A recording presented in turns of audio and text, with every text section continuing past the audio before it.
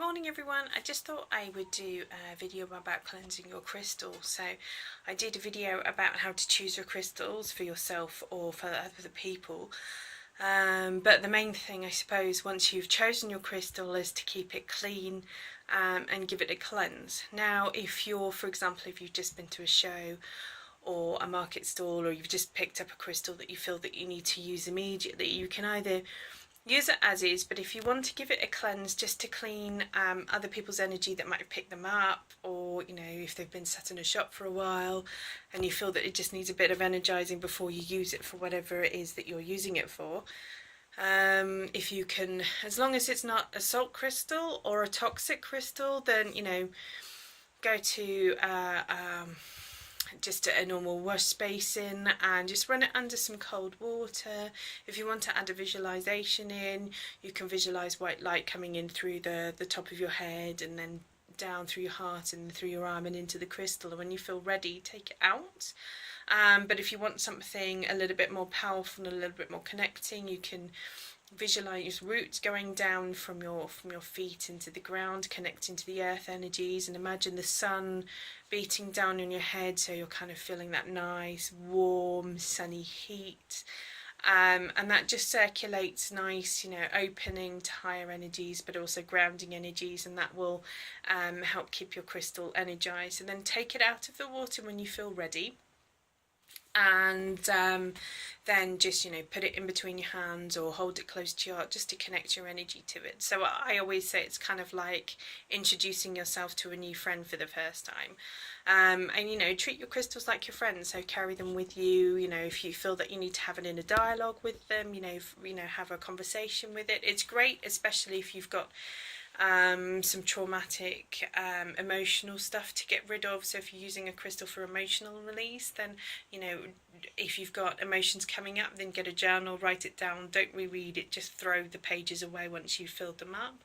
Or if you feel that you find better having an internal dialogue, then have an internal dialogue. Some people speak out loud to your crystals. Whatever works for you is right for you. So if you take them home and you want to do more intensive energizing, then you can wait for the full moon, and you can, if you pop the crystals out in the morning, so they get 24 hours, so 12 hours of daylight, 12 hours of moonlight, and then they're ready to go. And a word of caution for those, obviously, if it's like a clear quartz or something like that, you might not want to put it in direct sunlight, because it can magnify the light and cause a fire. So put it in dappled light, so maybe you've got a plant or something that just dapples the light a little bit. And also things like amethyst, although amethyst is self-cleansing, you might want to re-energize it anyway in the moonlight. Amethyst doesn't like direct sunlight, neither does fluorite. So again, dappled light for those, perfect. If you just want to use the moonlight, then that's fine. You can use singing bowls, tincture bells, you can clap around them, you can drum around them, that will raise the energy, gongs, anything like that will energize them. Some people like to use energy work like Reiki. That's fine as well. Some people like to use burning herbs, so sage or Palo Santo sticks. So you just light them and then just waft the smoke gently around them, and that will cleanse and energize them as well. If you want specific videos to see how I do it myself, then post a comment down here. I'm more than happy to do it.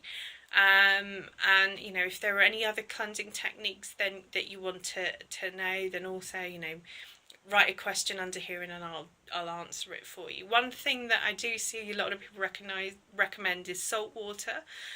I don't recommend salt water myself unless you're going to cleanse it underwater underneath you've taken it out of the salt, because salt itself will form crystals on your crystals.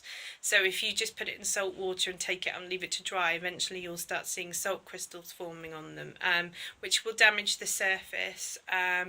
It can be quite abrasive. So if you're going to use salt water, make sure after you've taken out of the salt water you put it into fresh water just to rinse them, and just gently pat them dry. Make sure you take any salt residue away. I much prefer, if you're going to use a salt cleanse, is to create a salt ring around the crystals. Or you can use other crystals for cleansing, such as amethyst, which is an energy transmuter. You can use calcites as well. just place whatever you're needing to charge and re-energize around those crystals, and that will do the cleansing for you. I'm trying to think if there's any other techniques that I regularly use. I think those are the main ones. Obviously, if you're not sure about whether you have copper crystals or toxic crystals or salt crystals, ask the person that you've bought them from, double check with them when you buy them, if there's anything that you should be aware of, because there are a lot of crystals out there that you should be handling with care.